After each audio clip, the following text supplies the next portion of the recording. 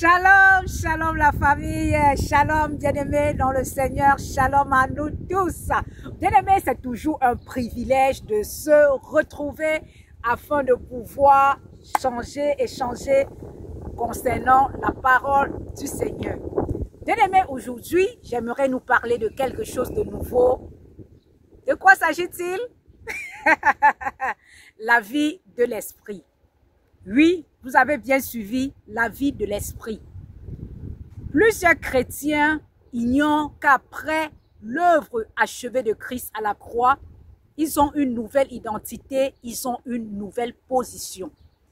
Et plusieurs se retrouvent à aller dans l'Ancien Testament pour se coller à Esther, à Daniel, croyant qu'ils sont toujours dans l'Ancien Testament. Et même plusieurs prédicateurs prennent toujours des gens de l'Ancien Testament comme exemple, comme Esther a fait ceci, on va faire comme Esther, la parole dit. Pourtant, nous avons une identité supérieure à l'identité de ceux qui étaient dans l'Ancien Testament. Nous avons une position supérieure à la position de ceux qui étaient dans l'Ancien Testament. Les gens de l'Ancien Testament, ils marchaient par la loi. Donc, ils avaient leur alliance. Leur alliance, c'est ta part qui est différente de notre alliance. Dans la nouvelle alliance, nous marchons par la foi. Nous marchons avec Dieu. Nous sommes scellés du sceau du Saint-Esprit. Mais dans l'Ancien Testament, ils écoutaient les prophètes Dieu. Ils écoutaient Dieu au travers des prophètes qui venaient leur dire, les rois par l'Esprit de Dieu. L'Esprit de Dieu venait et puis ça faisait le travail pour lequel il est venu et l'Esprit de Dieu pouvait partir, ça pouvait les quitter. C'est ainsi que les gens ont marché dans l'Ancien Testament. Mais dans le Nouveau Testament, nous sommes scellés du sceau du Saint-Esprit et nous marchons en nouveauté de vie et nous marchons avec l'Esprit de Dieu. Donc nous marchons avec Dieu. Dieu est en nous. La parole déclare que nous sommes le temple de l'Esprit Saint. Et la Bible déclare que des choses anciennes sont passées, toutes choses sont devenues nouvelles. Donc, en Christ Jésus, nous sommes une nouvelle créature. Parce que au travers du péché d'Adam et Ève, les gens de l'Ancien Testament, chaque fois, allaient faire des sacrifices. Le sacrifice qui était la préfiguration de Jésus-Christ, de l'œuvre de la croix, lui qui devait être le sacrifice qui devait venir, le sacrifice qui s'est accompli dans le Nouveau Testament. Donc, comme il n'y avait pas de sacrifice, lorsqu'il péchait ou il faisait ce qui n'était pas bien, comme on peut le dire, pour que plusieurs comprennent simplement, ce qu'il devrait faire, c'était d'aller avec des animaux afin de faire le sacrifice. Et le sang de l'animal qui était sacrifié couvrait le péché. Le sang couvrait juste le péché. Mais dans la nouvelle alliance, le sang de Jésus-Christ, celui qui est Dieu lui-même, qui est venu, il s'est fait chair, il a donné sa vie à la croix, étant donné que lui-même, son sang est le sang de la nouvelle alliance. Et la Bible nous dit que son sang parle plus fort que le sang d'Abel. Il a versé son sang et ce sang a été agréé par le Père. Il est entré dans le tabernacle céleste, il a présenté le sang et ce sang a été agréé par le Père. Et le Père, par cela, comme nous étions éloignés, parce que le Dieu marchait avec, dans l'Ancien Testament, il n'y avait pas encore la réconciliation. Parce que c'est lorsque Jésus va à la croix qu'il nous réconcilie avec le Père par son sang, au travers de l'œuvre de la croix, c'est où nous sommes réconciliés. Et nous étions morts, la Bible dit nous étions morts par nos offenses. Donc, Dieu nous voyait comme des personnes qui n'avaient pas de vie, nous étions morts. C'est au travers de l'écoute, de la prédication de la croix, lorsqu'on nous parle de Jésus-Christ, de ce qu'il a fait à la croix pour nous, et que nous croyons vivement, nous recevons cela, nous croyons, nous recevons cela. Le Seigneur lui-même nous communique la foi au salut, et nous marchons en nouveauté de vie. C'est ça que la Bible dit, comme nous pouvons le lire dans Galates 2, le verset 20. Je lis la parole. « J'ai été crucifié avec Christ, et si je vis, ce n'est plus moi qui vis, c'est Christ qui vit en moi. Si je vis maintenant dans la chair, Je vis dans la foi au Fils de Dieu qui m'a aimé et qui s'est livré pour moi-même. Bien-aimé, chaque enfant de Dieu doit comprendre que nous avons été crucifiés avec Christ. Nous étions morts avec Christ. Nous étions ensevelis avec Christ. Et nous ressuscitons en nouveauté de vie. C'est là où on appelle la vivification. Lorsque nous ressuscitons, nous avons la vie de Christ.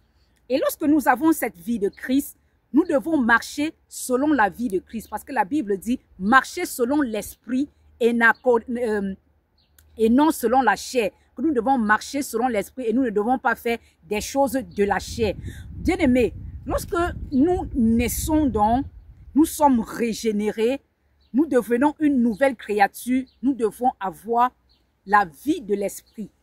La vie de l'esprit, c'est marcher dans l'esprit, marcher selon l'esprit, donc selon la volonté de Dieu, être à l'écoute de Dieu, savoir que on a un Père qui nous écoute, un Père qui communique avec nous, un Père qui a une intimité avec nous. Parce que marcher selon l'esprit, c'est d'être conscient de l'esprit de Dieu en toi et de marcher selon l'esprit de Dieu. Comment l'esprit de Dieu te conduit? Comment est-ce qu'il te dit? Donc, marcher déjà selon les paroles de la Bible, selon les paroles écrites qui sont dans la Bible, qui est Dieu elle-même, et écouter le Saint-Esprit, écouter Dieu, parce que le Saint-Esprit, c'est Dieu elle-même. L'écouter comment il nous conduit. Parce qu'à travers l'œuvre de la croix, notre vie ici-bas dépend de Dieu. Notre vie dépend de notre Dieu. C'est lui qui nous conduit, c'est lui qui nous guide. Certaines épreuves, les épreuves, c'est lui qui laisse que cela puisse nous arriver. Donc, bien aimé, en quelque sorte, ce que je suis en train de dire, un enfant de Dieu, c'est celui qui marche dans l'esprit de Dieu, qui est né de nouveau et qui écoute l'esprit, comment l'esprit lui dit. Tu peux te lever le matin de ton lit, le Seigneur te dit, voici telle chose, voici comment tu dois faire. Voilà comment tu dois marcher, voici où tu dois aller. Pourtant, tu avais prévu faire autre chose. Tu avais prévu autre chose, mais le Seigneur te conduit plutôt sur autre. Tu peux dire, je vais peut-être aller évangéliser par ici. Il te dit non, va plutôt par là-bas. Ça, c'est ce que au niveau où tout enfant de Dieu doit arriver. Ce n'est pas seulement les pasteurs. Non, non, non, non, non. Nous sommes tous ceux qui sont enfants de Dieu, bien sûr. Nous sommes tous ressuscités avec Christ et nous avons la vie de Christ. Nous avons le Saint-Esprit. Donc, chacun doit développer, arriver au niveau où il développe sa relation avec Dieu. Il écoute ce que Dieu lui dit de faire et chacun a un appel. Donc, tu vas travailler selon ton appel que tu as, selon ce que le Seigneur te dit. Bien aimé, je vais prendre cet exemple. Lorsque je venais de me convertir, j'avais des moments où je dormais, je devais me réveiller. Et celle qui me conduisait m'avait dit, lorsque tu dors à une certaine heure, tu te réveilles, sache que c'est Dieu, le Saint-Esprit qui te réveille, il veut te parler, il veut te dire quelque chose. Donc quand c'est comme ça, prie ou tu lis la parole. Et j'avais pris cette habitude-là. Lorsque je me levais, qu'est-ce que je faisais directement? Je lisais et je priais, je m'endormais. Et c'est ainsi que l'Esprit de Dieu me communiquait des messages. Et il y a des moments où je marche dans la rue, les versets bibliques que j'ai médités, le Seigneur prend un des versets que j'ai médité, il vient me dire tel verset biblique. Regarde, comme un jour, ce que j'aime rappeler, qui me plaît toujours, j'avais recherché tellement un travail. Lorsque j'ai eu le travail, j'étais tellement dans la joie parce que j'avais refusé plusieurs travails qu'on m'appelait. Et puis, je disais que je voulais un emploi qui pouvait me donner le temps d'aller dans mon assemblée parce que je suis leader de l'évangélisation, comme on peut dire, oui, responsable de l'évangélisation. Je voulais participer à tous les programmes, mais dans plusieurs offres qu'on appelait, ça ne me donnait pas cette occasion de pouvoir avoir du temps libre. Donc, je continue à prier et lorsqu'on m'appelait, même l'Esprit de Dieu ne me donnait pas le OK, donc ne me donnait pas vraiment la conviction de pouvoir accepter. Et je refusais et j'ai insisté pour ce travail. Quand j'ai eu dans ce travail, et un jour, j'étais là, je marchais dans la rue et le Seigneur m'a donné ce verset. J'honore ceux qui m'honorent. Et lorsqu'il m'a dit ça, il me disait que le travail, tu as voulu ce genre de travail et comme tu m'as honoré parce que tu veux faire telle chose, tu veux travailler pour mon œuvre, Je t'ai honoré parce que j'honore ceux qui m'honorent. Tu m'as honoré parce que tu as voulu faire mon œuvre plutôt que de faire ce qu'on t'appelait qui était même plus d'argent. Tu as laissé tout cela pour ceci. Donc, ça m'avait marqué. Et c'est autant de choses. C'est l'une des choses que je peux expliquer parce qu'il y a tellement tellement de choses à dire, tellement de témoignages. Et un pasteur aussi donnait le témoignage que lorsqu'il était converti avec d'autres pasteurs, eux, ils priaient. Il y a des moments où ils vont prier jusqu'à un moment, tu vois même la fumée qui sort de la tête du pasteur avec qui il était. Et puis, il va comprendre, donc, il va se mettre à parler que Dieu est en train de nous dire qu'il va envoyer quelqu'un qui va venir avec telle chose, telle chose, telle chose. Et il donne l'heure précise, l'heure que tout cela va arriver. Et cela arrive à la même heure. Bien aimé, ce n'est pas tout cela, ce n'est pas pour le pasteur, pour le prophète. Non. Tout enfant de Dieu doit arriver à ce niveau. La vie de l'esprit, que tu marches selon l'esprit. Tu as une vie avec l'esprit de Dieu. Tu deviens un avec l'esprit de Dieu. L'esprit de Dieu te parle, te communique des choses. Malheureusement, bien aimé, parce que nous sortons de ces dénominations où pour nous être enfant de Dieu veut dire tu vas chasser le diable, tu vas être en train de poursuivre les esprits des eaux, les esprits marines ont fait les ceci. Non, non, ce n'est pas ça, ce n'est pas ça. Être enfant de Dieu, c'est devenu une nouvelle créature. C'est de marcher selon les Écritures, selon la parole de Dieu, de glorifier le Seigneur. Parce qu'il nous a donné une identité supérieure à Satan et à ses démons. Donc nous n'avons rien à faire de ces démons-là. Nous n'avons rien à faire de ces esprits des eaux. Ce que nous devions faire, c'est de nous focaliser sur le Seigneur. Parce que selon Colossiens 1, à partir de 10 jusqu'à 13, vous lisez clairement que Dieu, il nous délivre et nous sommes assis avec Christ dans les lieux célestes.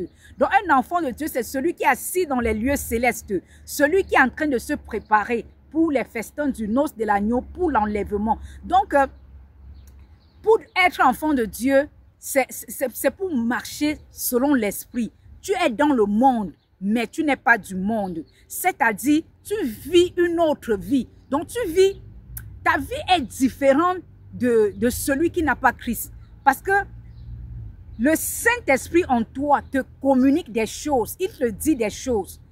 Il te dit ce que tu dois faire, où tu dois même aller.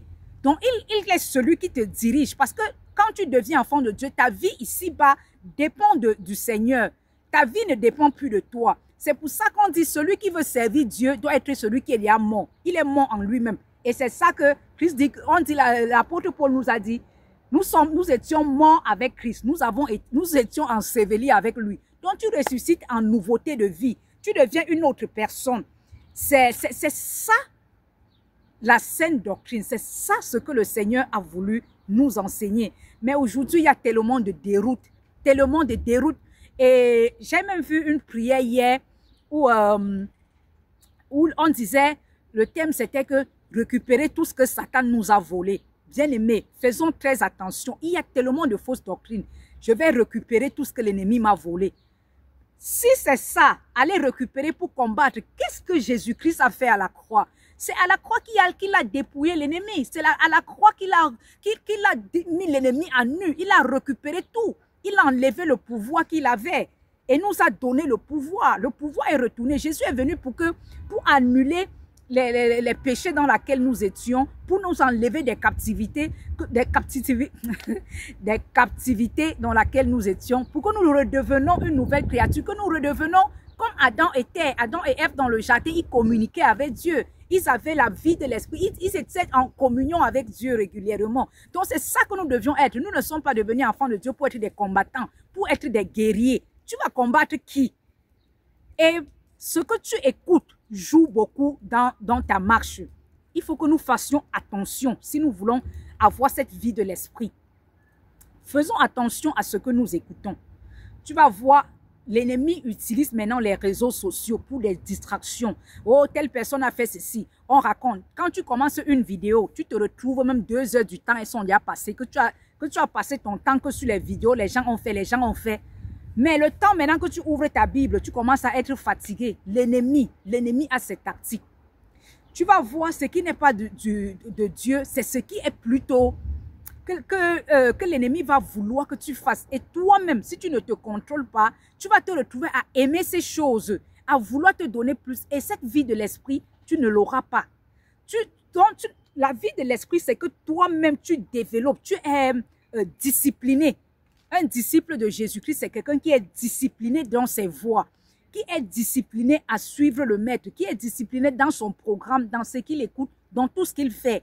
Parce que au fur et à mesure que tu te nourris de la parole, tu es dans la louange, dans l'adoration, louange, adoration, même au moment où tu adores, le Seigneur peut au travers de l'adoration te parler. Le Seigneur te communique des choses, il te dit des choses que toi-même, que toi seul tu es surprise même. Tu te dis que mais le Père là, il est comme ça là. Bien aimé, le Père est bon. Oh. Le Père est bon. C'est dans la vie de l'esprit que tu sauras vraiment que le Père est bon. Il faut rechercher la vie de l'esprit, rechercher la communion avec Dieu, la communion pour l'intimité profonde avec le Seigneur. Que tu puisses arriver au niveau où tu parles, il te répond, il te dit des choses. Parce que souvent le Seigneur, il te lance juste un petit mot là. Bien-aimé, rien qu'un tout petit mot venant de lui, tu passes ta journée dans la joie. Et ce n'est pas surprenant que la Bible nous dit, nous sommes fiancés, épouses. Bien-aimé, lorsque les gens vivent avec, dans le mariage, ils sont même amoureux, même lorsqu'ils ne se sont pas mariés, ils ont rencontré peut-être premier amour, ils sont contents. Bien aimé, ce n'est même pas semblable à cela. Il n'y a même pas la comparaison. Il n'y a pas la comparaison lorsque tu écoutes Dieu avec quelque chose ici-bas. Il n'y en a pas. Et c'est ça au niveau où tu vas arriver. Et pour arriver, cela enlève les histoires de démons. Enlève les histoires que Satan a fait que. Enlève les histoires que les maris de nuit, tu vas aller combattre. Si, il y a pour que tu saches même que tu es né de nouveau, il y a certaines choses que tu avais. Parce que quand tu deviens enfant de Dieu, tu vas comprendre que tu avais un passé, tu as un présent maintenant et tu as un futur. Le passé, c'est ce que tu avais les maris de nuit, tu avais des combats, un chat. Quand tu deviens enfant de Dieu, parce que tu es assis avec Christ dans les lieux célestes, parce que tu l'appartiens, tu es la prunelle de ses yeux. C'est lui, c'est Dieu même qui fait de toi ses délices. Vous comprenez, bien aimé? Même tes rêves là, ça change. Sauf si tu continues encore à regarder les choses qui sont peut-être du monde, qui peut te faire avoir certains rêves. Donc, tu vas constater que même dans la façon de rêver, même de la façon de vivre, c'est différent. Et quand au travers des rêves, il te donne des messages, il te dit des choses. Tu peux rêver même un genre bizarre, peut-être les attaques, mais tu te lèves, tu prends autorité. Tu peux rêver aussi, peut-être par rapport à ce que tu as fait en journée. Mais celui qui a cette vie de l'esprit-là, bien aimé, c'est quelque chose d'inexplicable, quelque chose d'exceptionnel, quelque chose qu'il faut que chacun vive cela pour pouvoir comprendre. Donc, je nous encourage, bien aimés. Nous sommes restés longtemps dans des dénominations où on nous remplissait avec fermer les cadenas, avec faire ceci, combat, allons récupérer ce que l'ennemi nous a volé, allons dans la maison de nos parents, allons détruire les liens. Quand tu deviens enfant de Dieu, ton lien est avec Jésus-Christ. Tu as un lien, tu es scellé du Saint-Esprit, tu as le lien avec Jésus. Tu n'as plus, qu'est-ce que tu as des liens, avoir des liens familiaux? Tu n'as plus rien avec ça parce que tu ne l'appartiens plus. Donc, normalement, le message que dans l'église doit être différent du message d'évangélisation. Il y a certains messages comme les liens qui sont pour l'évangélisation, ceux qui sont encore dehors. Mais ceux qui sont déjà dans la maison, leur message, c'est à part. Donc, ils n'ont plus de lien parce que leur lien maintenant, c'est avec le Seigneur Jésus. Et il y a certaines choses qui ne vont plus faire parce qu'ils recherchent maintenant la vie du Seigneur. Nous sommes dans le royaume. Quand tu deviens enfant de Dieu, tu es dans le royaume de Dieu. Tu es dans son royaume. Maintenant, comme tu es dans le royaume, tu dois vivre selon le royaume. Exemple, lorsque tu pars dans un pays étranger, les lois de ton propre pays n'ont plus rien à voir avec toi. Tu recherches comment vivre par les lois de ce pays. Nous sommes dans le royaume de Dieu et dans le royaume de Dieu, nous marchons selon l'esprit. Nous marchons, nous avons la vie de l'esprit. Donc, bien aimé, chacun doit faire l'effort d'avoir cette vie de l'esprit, marcher selon l'esprit, écouter l'esprit de Dieu, être en communion avec lui, être dans l'intimité profonde afin de pouvoir témoigner Christ ici-bas. Parce que si tu n'arrives pas à ce niveau, c'est bien aimé, pour manifester et témoigner Christ sera difficile. Et mon conseil encore, c'est sortez de ces fausses doctrines qui font à ce que vous aviez toujours peur, vous êtes dans le doute, vous ne croyez pas en vous-même. Bien-aimé, sachons que lorsque tu deviens enfant de Dieu, bien-aimé, la prunelle des yeux de quelqu'un, ça veut dire que lorsque l'ennemi vient seulement comme ça là, c'est lui-même ton père qui se lève pour combattre pour toi. Est-ce que tu as besoin de dormir la nuit pour faire, je fais ceci? C'est Dieu lui-même qui combat pour toi. Mais celui qui est encore païen, c'est leur combat là-bas. Mais toi, enfant de Dieu, ton combat c'est à part. Parce que lorsque l'ennemi vient, Dieu lui-même combat pour toi. Et ta victoire, il t'a déjà donné la victoire au travers de l'œuvre de la croix. L'œuvre de la croix, c'est où Jésus-Christ a donné la victoire à tous ceux qui l'appartiennent, à ses élus. Donc nous avons déjà la victoire grâce à l'œuvre de la croix. Nous triomphons grâce à l'œuvre de la croix. L'œuvre de la croix, c'est où Jésus-Christ a donné son sang pour que nous puissions être nés, pour que l'Église vienne à l'existence. C'est au travers de la croix. Bien-aimé, tout passe par la croix. La vie de l'esprit, tu vas comprendre ce que c'est que la croix, ce que Jésus-Christ a fait. La puissance, la croix, c'est la puissance qui nous sauve et la résurrection, c'est la puissance qui nous donne la vie. Donc, tu dois comprendre tout cela et tu dois commencer à grandir et avoir cette vie de l'esprit. Dans cette vie de l'esprit, il faut grandir dans les Écritures et être toujours en prière, comme la Bible dit que nous prions sans cesse. Donc, tu parles à ton Père, tu lui parles, bien-aimé, un jour, il va te répondre. Et ce jour-là, c'est comme si le jour le plus heureux de ta vie. Donc, que chacun arrive à ce niveau où nous parvenons à avoir cette vie de l'esprit. Bien-aimé, shalom et à la prochaine. Shalom.